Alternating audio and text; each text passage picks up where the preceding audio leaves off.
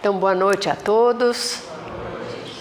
Sempre um grande prazer estar nesta casa de oração, onde sou recebida sempre com tanto carinho, não só quando eu venho aqui, mas também pelo WhatsApp, recebendo sempre as mensagens do que acontece por aqui. Então, minha gratidão a esta casa, minha gratidão à espiritualidade amiga deste lar, que assiste a todos nós. E que nós possamos, na noite de hoje, sairmos daqui melhores do que quando aqui chegamos, recebendo toda essa energia boa, essa energia positiva que essa casa nos propõe, toda essa assistência através do passe, todo esse auxílio. Então, que Deus, nosso Pai, esteja conosco através dos seus mensageiros de amor.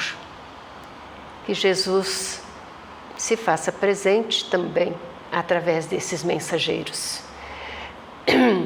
Conforme nós nos propusemos, nós vamos falar hoje sobre Zaqueu.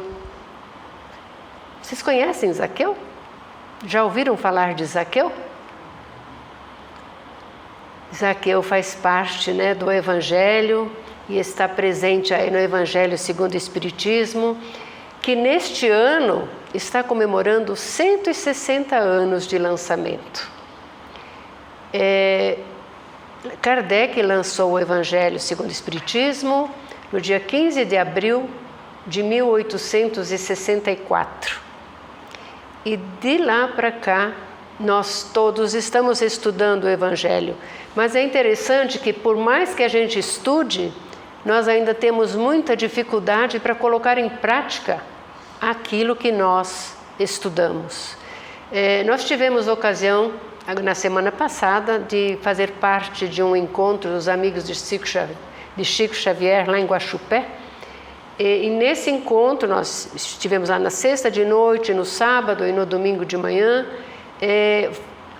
Só se falou do Evangelho, da importância do Evangelho em nossas vidas, da importância do Evangelho na infância, da importância do Evangelho na juventude. E a colocação foi de que o Evangelho de Jesus, ele representa em nossas vidas o sol espiritual. Nós não podemos viver sem o sol material. O sol material é que nos garante a vida, nos garante as plantas, nos garante os animais, nos garante a própria vida, materialmente falando. Mas o Evangelho é este sol espiritual que também garante a nossa vida espiritual, que nos ampara, que nos fortalece, que nos instrui, que nos auxilia. Através do Evangelho de Jesus, nós vamos podendo pautar a nossa vida diária nesses ensinamentos, quando assim nos propusemos. Até às 8, né? Até às 8, né? Então, quando nós falamos de Zaqueu, nós estamos falando do Evangelho no capítulo 16, no item 4, que está lá, Jesus em casa de Zaqueu. E esse capítulo 16 é aquele capítulo Servir a Deus e a Mamon. Durante muito tempo eu me perguntei, quem é esse Mamon? Por que no Evangelho nós temos lá servir a Deus e a Mamon? E só consegui entender isso depois que eu entrei na doutrina espírita, em que nos foi explicado o que é esse Mamon. Mamon é o Deus do dinheiro, é o Deus da riqueza, e na Bíblia nós temos esse significado. A própria Bíblia nos diz que Mamon é o dinheiro, E Jesus, quando esteve aqui na Terra, falou sobre os perigos de tornar a riqueza em um ídolo, em vez de ter o coração dedicado a Deus. Mamon representa então esse domínio do dinheiro sobre as nossas vidas, sobre a pessoa. A palavra mamon vem do aramaico, a língua que Jesus falava, e significa exatamente dinheiro e riqueza, né? Mas quem era Zaqueu? Alguém aqui, já perguntei, se lembra, conhece Zaqueu? Cobrava imposto. Era um cobrador de impostos, né? Zaqueu era um publicano, aquele que cobrava imposto para o Império Romano. E hoje em dia a gente já nem ouve mais falar em corrupção, não é? Tudo muito tranquilo, tudo muito sereno, não é mesmo? Pois naquela época era diferente. Naquela época os publicanos cobravam os impostos para os romanos, mas desviavam uma parte desses impostos para o seu próprio benefício. Isso era comum entre os publicanos. Nós tivemos um outro publicano que depois se tornou Mateus, né, o Levi, que acompanhou Jesus, né? Ele também era um publicano e também é um homem muito rico. Zaqueu também era um homem muito rico, enriqueceu-se por conta disso, né? E aí Zaqueu não estava muito feliz com a situação em que ele vivia. Ele era desprezado pelos seus patrícios, pela posição que ele ocupava. Mas ele já tinha enriquecido, né? A família dele estava muito bem, ele tinha muitos servos, né? Mas ele não era muito bem visto pelos seus conterrâneos, porque ficou muito rico ilicitamente, tinha uma casa maravilhosa, muitos servos para lhe servir. E também a sua esposa e seus filhos viviam muito bem com o dinheiro que ele tinha. Mas o que é interessante observar em Zaqueu é que ele era um homem de baixa estatura. Ele era baixinho e era meio gordinho, né? E diante de toda essa situação, ele não era uma pessoa feliz. Ele sentia falta de algo que lhe preenchesse o coração. Ele tinha um vazio existencial. E aí Zaqueu ouviu falar de Jesus. Que bom que você pôs aqui.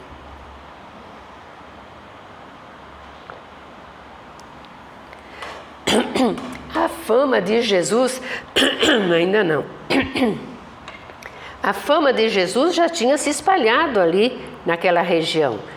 Todos já tinham ouvido falar das curas de Jesus, de todos os benefícios que Jesus fazia. E Zaqueu ficou interessado também em conhecer esse Jesus. O irmão X, no livro Boa Nova, ele vai falar de Zaqueu dizendo que ele procurava empregar o seu dinheiro de uma forma bem positiva. Ele já auxiliava os necessitados, mesmo tendo usurpado muito dinheiro e tal, ele conseguia ainda ajudar as pessoas daquela época.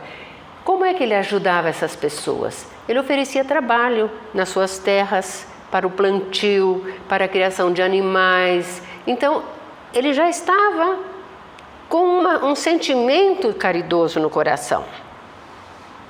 E quando ele ouve falar de Jesus, ele fica assim encantado. Ele diz: eu preciso conhecer esse homem. Conta-nos Amélia Rodrigues, no livro Premissas do Reino, que o cego Bartimeu, aquele que tinha capa, que Jesus disse assim: joga a sua capa, né? Esse já tinha sido auxiliado. Zaqueu auxiliava muito a esse cego, porque ele era um pedinte.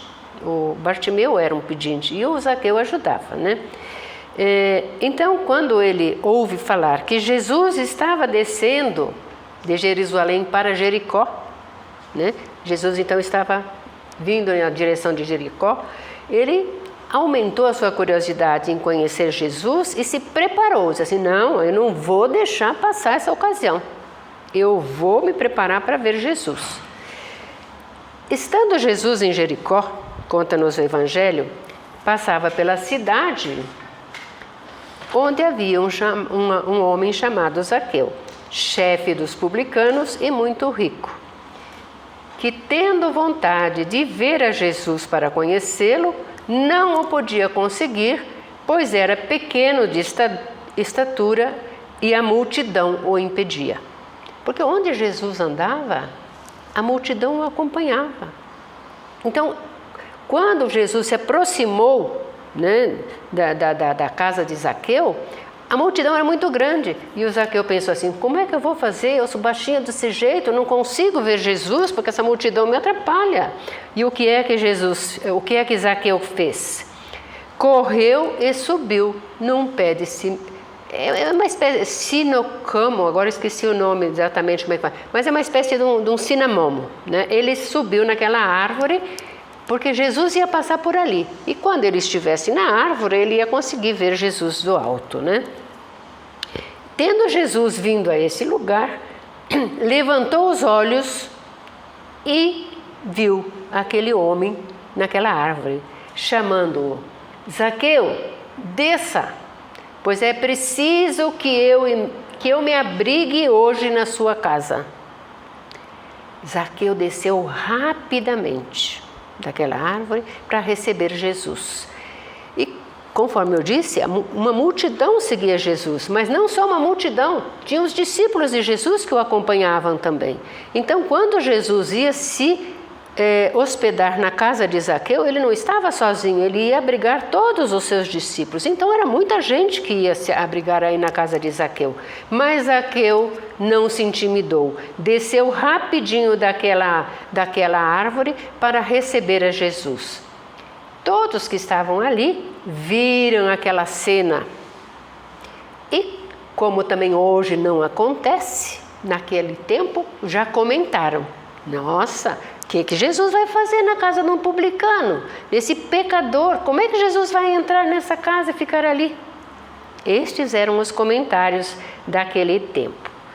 E conforme nós estamos no Evangelho de Lucas, no capítulo 19, no item 1 ao 10, nós temos lá: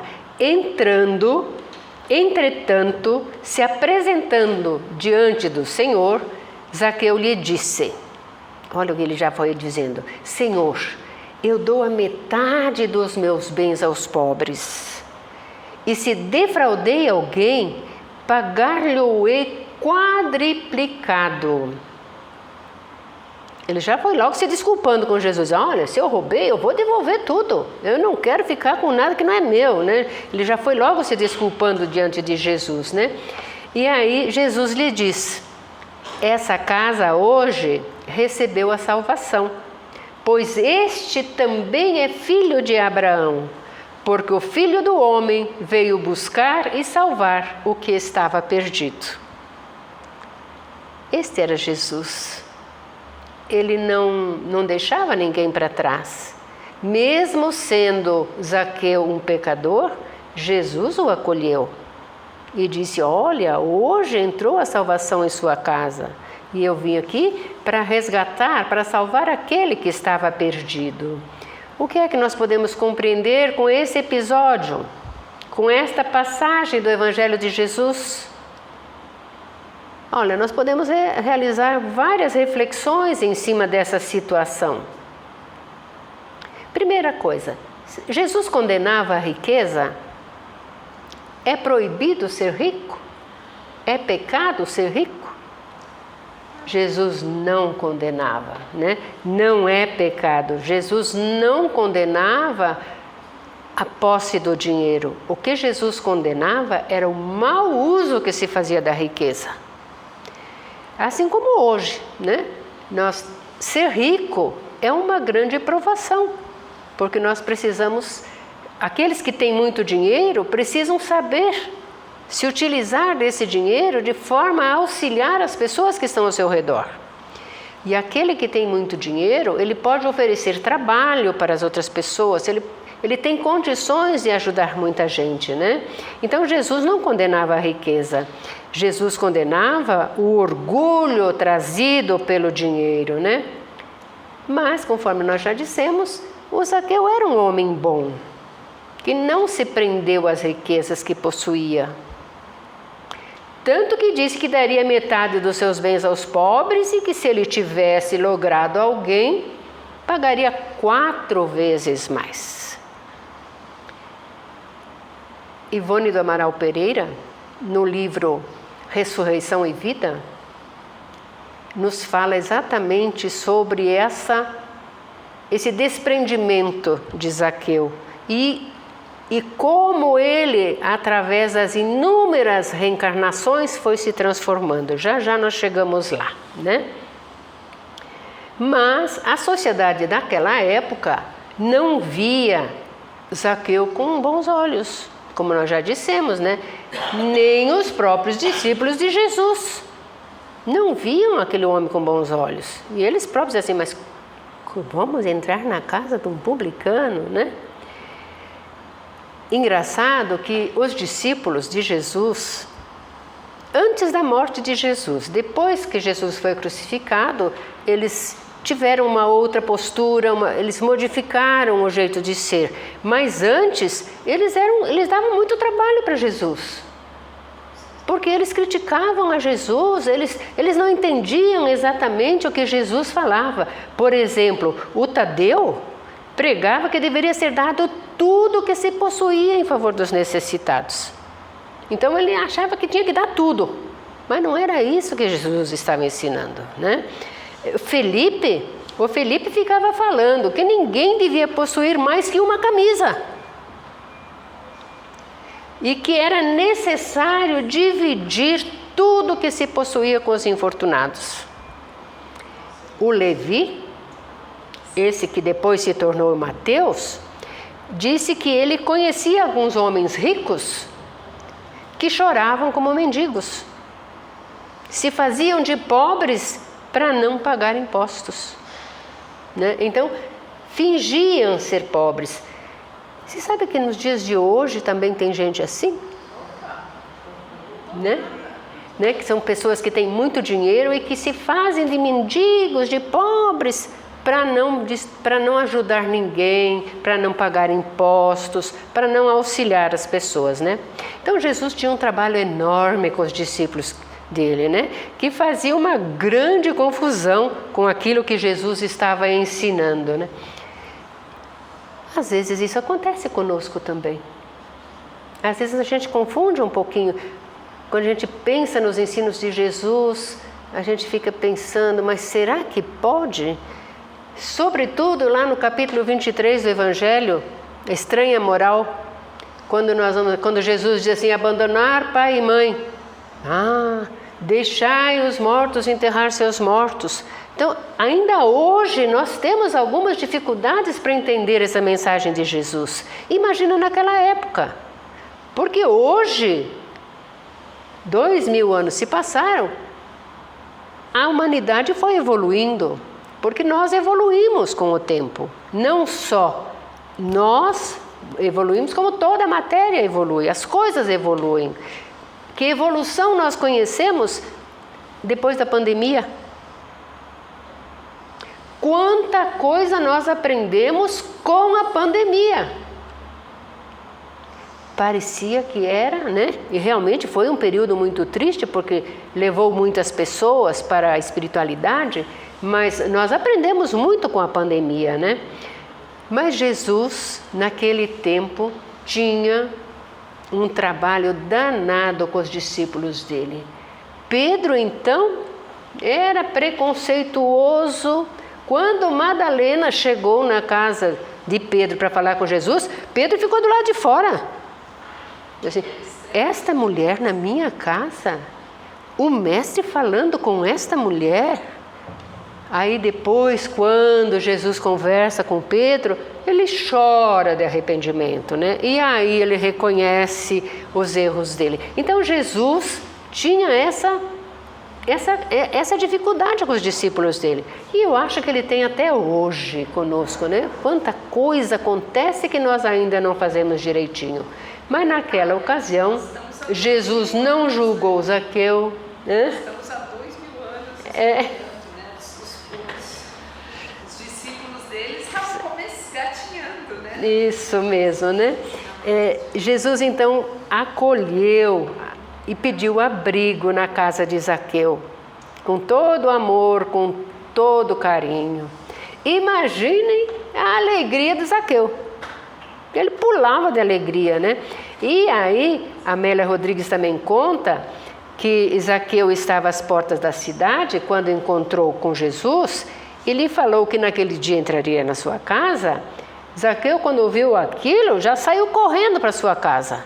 Já foi preparar um banquete para Jesus. E não só para Jesus, para todos da sua casa. E ele chora emocionado, e ele conversa e conta para a esposa dele: hoje Jesus vai estar aqui em casa, né? Emocionado. E vamos preparar o melhor para Jesus e para os seus discípulos. Abraçou a sua esposa, e a esposa também chorava. Chamou os seus filhos para apresentar a Jesus, chamou os seus servos. Então naquela casa foi uma grande festa no dia que Jesus adentrou aquele espaço, né? E ficaram ali festejando quase que a noite inteira. Nos terreiros amplos da casa, todos cantavam felizes, cantavam hinos, enquanto os jovens tocavam flautas. Olha só que beleza de festa, né? Mas Zaqueu disse a Jesus que ele daria os seus bens a quem ele tinha lesado, e ele cumpriu com o prometido, né? Ele cumpriu com a promessa que fez a Jesus. Renunciou a tudo quanto pôde, dispensou tudo que ele não precisava, tornou-se um apóstolo, tal como Pedro e Paulo de Tarso. Depois dessa passagem de Jesus na sua casa, como Jesus disse que ele veio resgatar quem estava perdido, o Zaqueu também quis acompanhar Jesus, mas a única vez que ele viu Jesus foi exatamente naquele dia em que Jesus passou na sua casa. Depois nunca mais ele encontrou com Jesus. E ele queria encontrar, ele seguia, mas ele não conseguia. Quando ele estava num lugar, Jesus já tinha saído, né? E logo depois, porque quando Jesus passou ali pela casa de Zaqueu, era Páscoa. E nós sabemos o que aconteceu na Páscoa. Jesus ia para Jerusalém e aí foi condenado e foi morto e tudo mais. Então Zaqueu ficou muito triste com tudo isso, mas continuou pregando aquilo que Jesus pregava, né? E olha só, deixa eu ver o que eu escrevi aqui. Com o tempo, o Zaqueu, quando Judas se suicidou, era preciso colocar alguém no lugar. E quem entrou no lugar de Judas? Exatamente Zaqueu. E aí ele assume o nome de Matias. Então Matias, que nós vamos conhecer no Evangelho, é o próprio Zaqueu. É o Zaqueu que se tornou um cristão. Assim como Levi era publicano e se tornou Mateus, Zaqueu era publicano e se tornou Matias, né? E conforme a informação histórica de Clemente de Alexandria, em seu livro Estromata, afirma ter sido Zaqueu chamado de Matias pelos apóstolos e ficado no lugar de Judas Iscariotes após a ascensão de Jesus. E Matias cria a casa de benefícios para abrigar os desvalidos, os doentes, os perturbados e os abandonados do mundo. Que transformação! Que transformação! Ele cria essa casa dos benefícios para fazer aquilo que ele gostaria de ter feito com Jesus. E ele oferece todo o seu trabalho, né? Para esses que estavam chegando ali. Contam narradores aí dos eventos evangélicos que, transcorridos muitos anos após a epopeia da cruz, por solicitação de Simão Pedro, o antigo publicano, agora Matias, foi dirigir uma igreja cristã em terras de Cesareia. E lá ele desenvolveu um trabalho rico de amor de humildade, conforme Jesus havia ensinado, né? O que aconteceu depois do que foi narrado no Evangelho é objeto de outro relato, que partiu do mundo espiritual. Não foi Jesus que contou, mas sim a mediunidade que vem nos trazendo essas verdades, né? Na qual se vê o apóstolo vivendo com simplicidade, sustentado pelo próprio trabalho. Olha que interessante. Nas vidas que ele vai tendo, nas reencarnações que ele vai tendo, ora ele é professor, ora ele é escravo, e assim ele vai seguindo a sua trajetória evolutiva, reencarnando às vezes, muitas vezes, até chegar à época em que ele reencarnaria aqui no Brasil. Quem se arrisca a pensar quem é o espírito que reencarnou aqui no Brasil? Que nome levou esse espírito? Bezerra de Menezes. Então Zaqueu, depois de passar por toda essa trajetória, né, nós vamos ter aí referência sobre ele no livro Ave Cristo, vamos ter referência dele no livro Renúncia. Em outros livros nós vamos tendo indicações sobre o trabalho desse Matias, desse Zaqueu Matias, para chegar à condição de Bezerra de Menezes, né? Então nós vamos concluindo que a riqueza, embora seja a prova das mais difíceis, não constitui essencialmente um mal, podendo ser motivo de salvação ou queda para aquele que o tem, né? Conforme o uso que dele fizer do dinheiro, o uso que fizer desse dinheiro. Olha, nós temos aí, como foi mostrado o vídeo aí no início antes da palestra, né? O trabalho intenso que foi realizado para a construção desta sede e do próprio hospital, né? Foi preciso dinheiro. Se não tivesse dinheiro, não daria para fazer tudo isso, né?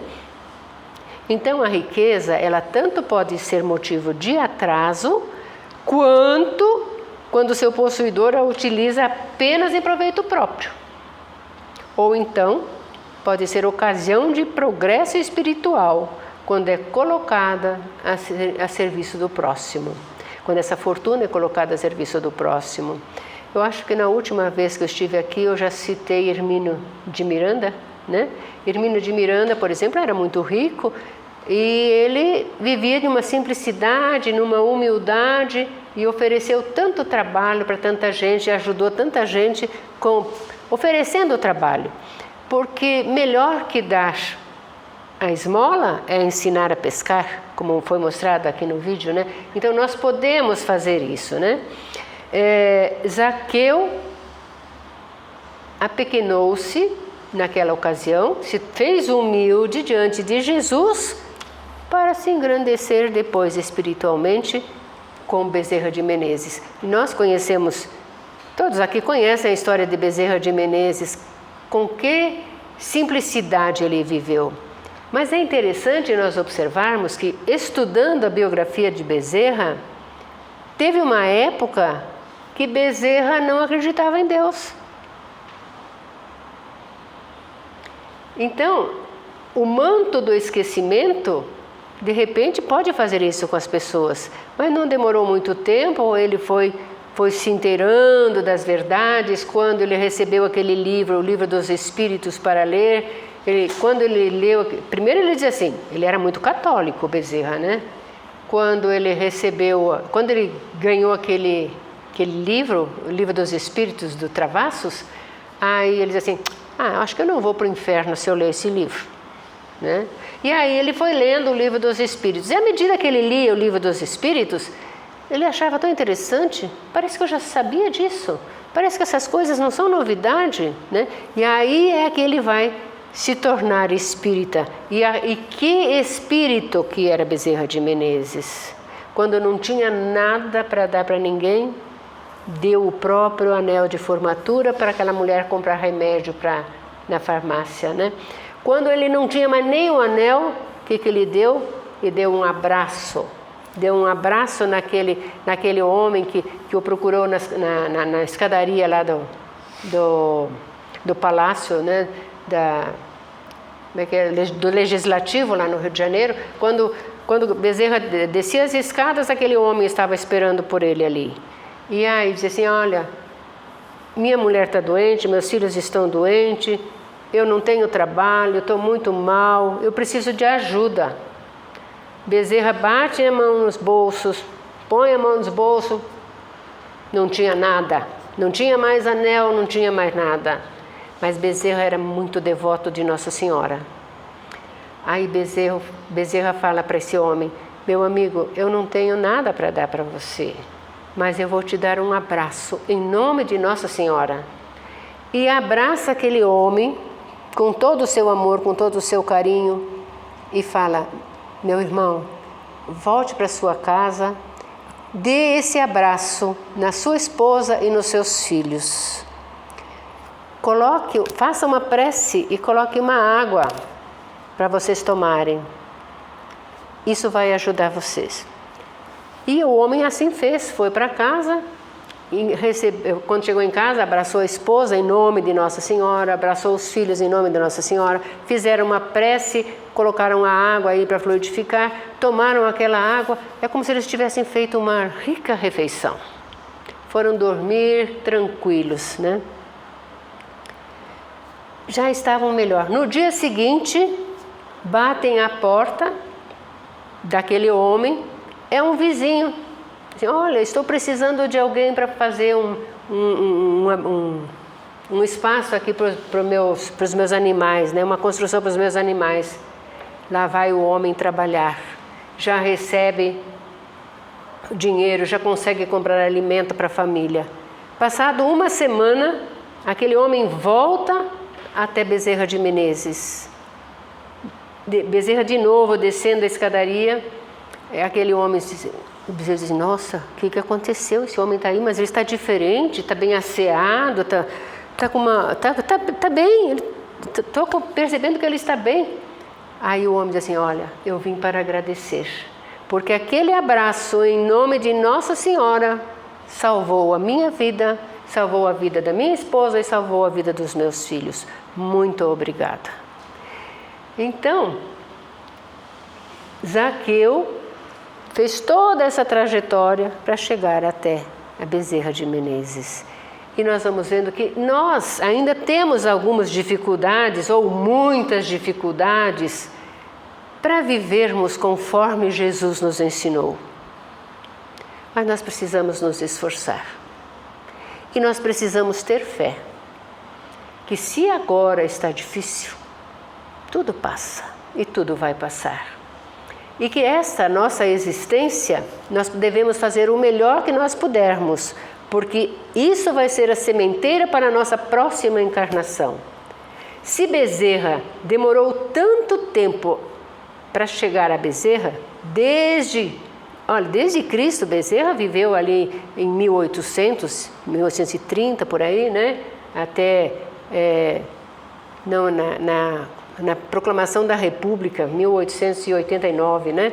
Então, quanto tempo, quantas encarnações o Zaqueu teve para chegar até Bezerra? Então, nós também vamos ter calma, vamos ter paciência, vamos ter coragem, mas vamos ter esperança. Um dia nós seremos melhores do que somos hoje e o mundo inteiro será melhor. Graças a Deus. Eu gostaria de dizer ainda o seguinte, se vocês quiserem conhecer melhor as encarnações do Bezerra de Menezes, tem um livro, o 13º Apóstolo, As Reencarnações de Bezerra de Menezes.